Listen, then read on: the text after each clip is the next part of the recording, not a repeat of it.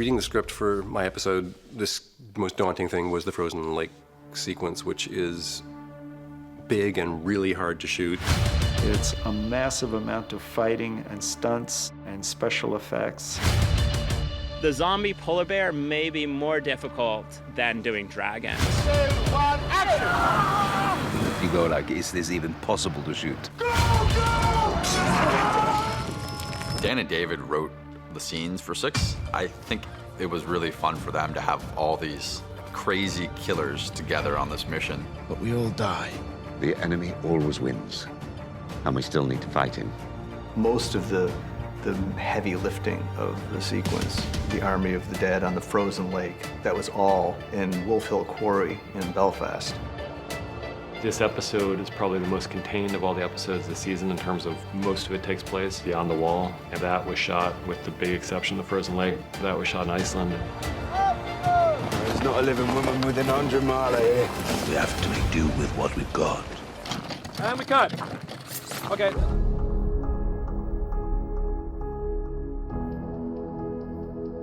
Iceland. It's the lead up to Frozen Lake, and hopefully it's what sets the world for the Frozen Lake, so you sort of believe the Frozen Lake takes place in that world. No matter how great your visual effects are, or your art department and everything, there's just nothing quite like the real thing if you can find it. Here we go, lads. Stand by your shoot. This is going to make the episode, I think. These locations. Well, it's very challenging to shoot in Iceland. Everybody has to pitch in. Never been north before? Never seen snow before. Beautiful, eh? Where in winter it's a completely unforgiving environment. You have 4 hours of light. You scout a location, you go back later, and there's 4 feet of snow, so you can't put a dolly track anywhere. Same order, same action, just before dialogue. There's a sort of kick-bollock scrambleness to filming out here where you have such limited daylight and you have conditions which are like this or worse. Right, Delta, take 1. Not a shock to the system. They all knew it was going to be cold, but the wind the last 2 days was extreme. This is what we should be doing in reality. And it can push you around and it wears you out, and you've got heavy, thick clothing on that keeps you warm, but it's tricky to move. You know, it's in the hands of the gods when you come out and film somewhere like this. The beginning of episode 6, there's a lot of establishing the relationships between the group on the hunting party. Your father wanted to execute me, you know. And then on to more serious business of getting hold of a white, or indeed, hopefully not getting killed.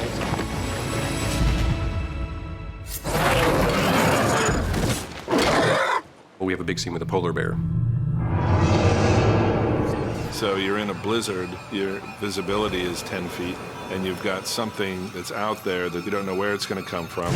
It's very much like a shark attack.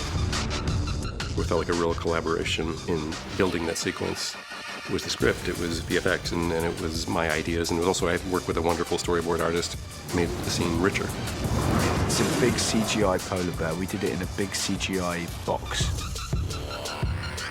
And they said to us at the start, this is going to be quite confusing because you won't have any sense of direction.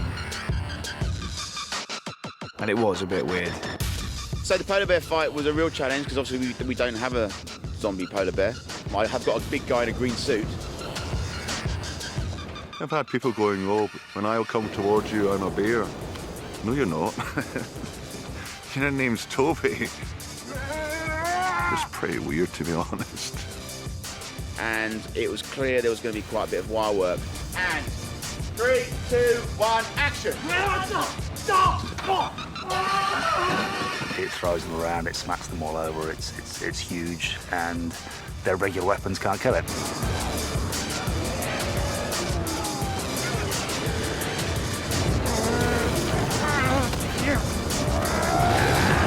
So it's not until Jorah comes up with his the Dragon Glass dagger. Action!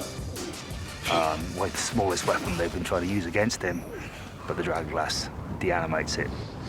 I just got bit by a dead bear. You did. Funny old life.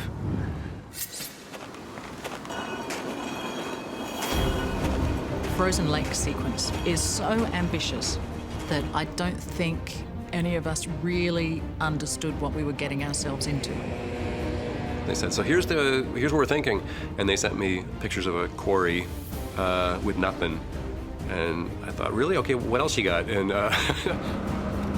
and then slowly, every time I came back, we were doing more work, and we were sort of, positioning where the island would go and where the Night King would hang out. And the difference was amazing. As soon as I read it, I knew I needed to do it in a quarry because it has to have a flat surface, Ice forms in flat pools, it doesn't have a hill. We had to do a lot of work on it to make it like an ice lake. The scale of it is enormous.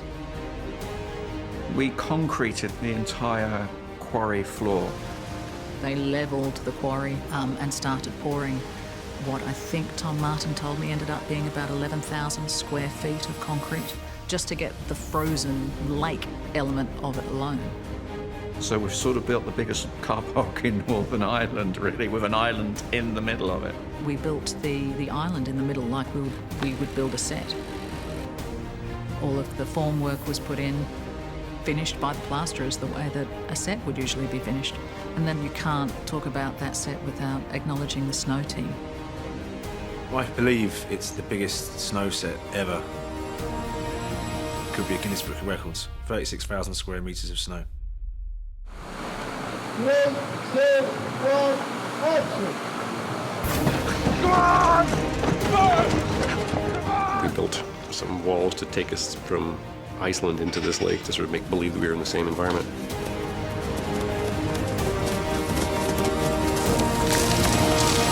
Stop!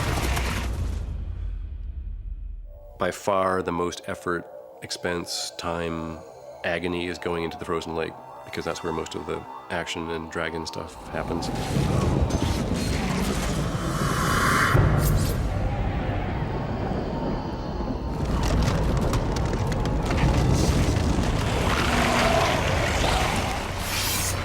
The idea of having our heroes trapped basically on a life raft, surrounded by enemies, and if you wander off it, you're dead, and if you stay too long, you're probably gonna die because, you're gonna starve or freeze to death. That was interesting to us.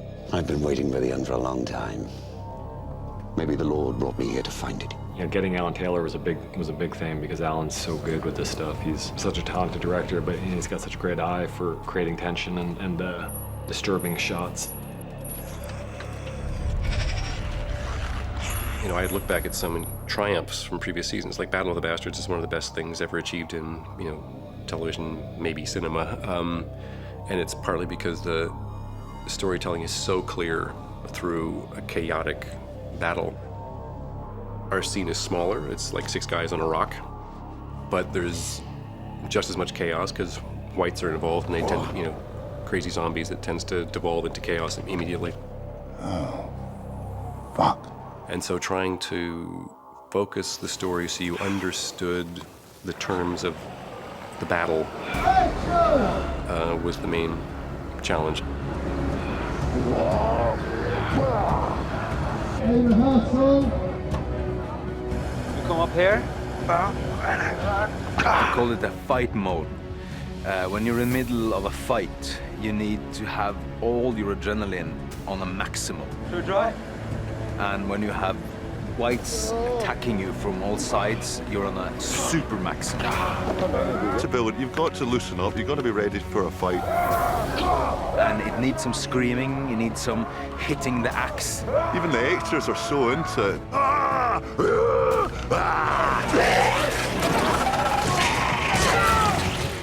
Okay, here we go then. Let's start bringing on action! This one is the lead characters trying to keep hold of the captured white, and they drag him up this hill. So we basically end up going from character to character, hero moments where someone gets in trouble, another hero saves them. Action! And eventually, Kit gets to the very top, and there's a red shirt, which is one of my stunt guys, being attacked by a white, and Kit kills the white, but it's just that half a second too late because he just gets to the edge as the red shirt falls off of the cliff into all of the whites. And it's about a 10-foot drop, but it's all stunties down there who catch the guy and envelop the guy at the same time, so it looks like he's being fought by all of the whites. At that point, it's a matter of time before we're dead. unless Daenerys shows up.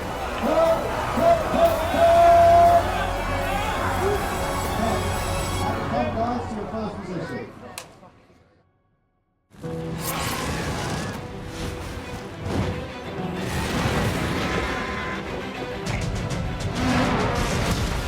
And she does arrive just in the nick of time, which is, you just have to. There's no other way that this scene could be written.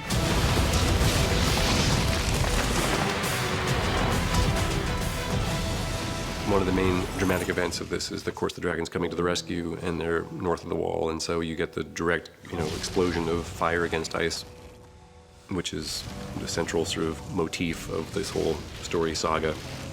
This is like a cutting torch, going into a piece of ice. Imagine if you dump water into a blazing hot pot, it explodes. So that's the effect of the fire on the ice lake. So when we shoot it, we use, airplane landing lights. They can look like firelight. We also do some explosions to set a kind of reference for what fire would actually look like. Rolling. Action.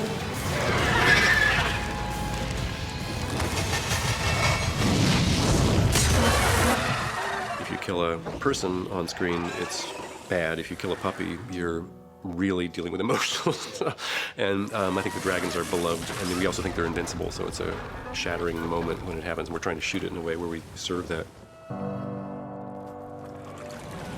No, it's one of those great story moments where you don't see it coming, I don't think, and then when it happens, it's like, oh, of course, it always had to happen.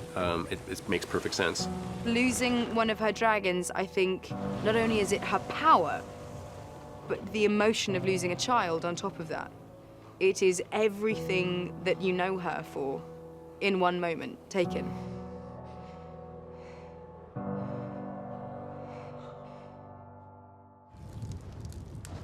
No! No! Leave!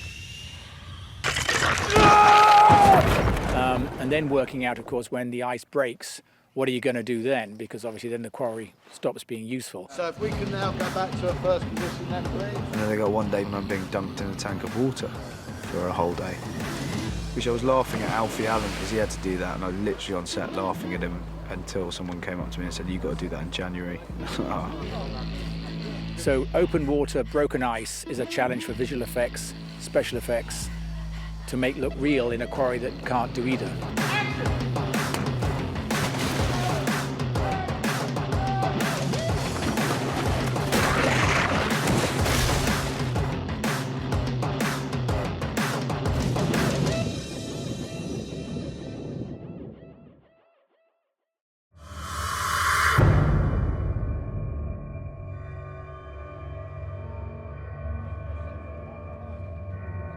I think back now, and there was not a script when I spoke to David and Dan the first time about coming back to this season, but they told me the story.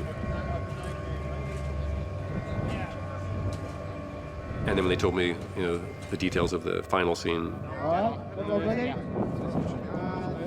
And this was always the episode that was, in some ways, we're most excited about and also the most nervous about, because so much of it is dependent on those, that final set piece actually working. 3, 2, 1, action.